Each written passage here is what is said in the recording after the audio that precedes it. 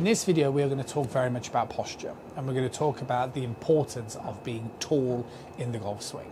Now, Paul is a student of mine. He came for a lesson the other day, and he felt that he had lost the way of swinging the club. He'd lost his swing, he'd lost his release, and he was explaining this very much to me during the lesson. He said he wants to release his arm, but he can't release his arm. He feels stuck. Now, what was happening with Paul was, as he was starting his downswing, he was kind of moving in such a way where he felt like he was getting too low to the ground.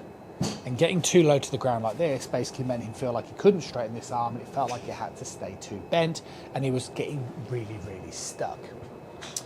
So the question was, why? Why would he feel like this? And the answer was very much to do with not what he was trying to do in the start of the downswing, right? Because all of us know, or should know, that as we start the downswing, we are trying to get this feeling of turning, and we do need this sort of sense of lowering towards the ground to a degree. But the problem with Paul was his posture and his backswing. So the first problem is inside his actual posture position, he'd create a little bit too much of a bend, okay? So if I sort of go too much over the golf ball like this and create too much of a hinge, then I'm obviously getting lower to the ground. I'm already going to feel quite stuck. This is why I have a preference to stand much taller. Look at the difference between sort of this posture here, right? So if I get set up nice and comfy to a mid-iron like that, as opposed to something like this, right? This golfer is already going to be stuck and struggling the backswing. The other problem was rotation. What needs to happen when we swing the golf club is we need to turn the shoulders 90 degrees, say 80 to 90 degrees. And you need that because as you turn 80 degrees, 90 degrees, it moves the hands to the side of the body. But we need to turn the lower body. So let's say the hips, right? This whole lower body area.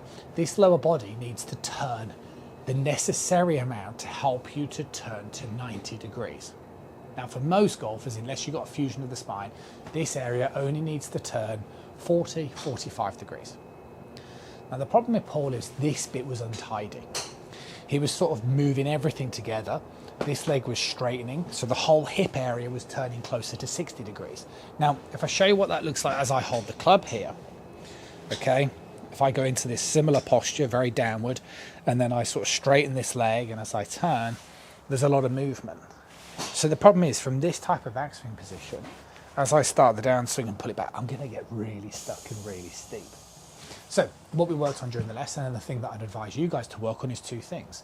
We worked on a taller posture, as I've already mentioned, this feeling of being a little taller towards the golf ball. The second thing that we really tried to sort of focus on was this sensation in the backswing position of keeping this leg flexed. Okay, so if I sort of demonstrate the difference between this, and you can see the difference in Paul's demonstration. All of a sudden, once Paul could get that feeling of being right leg flexed much taller, it made life much easier for him to understand that the simplicity in the downswing then could feel taller while still maintaining the qualities that you need, giving him this swing very much that he wanted.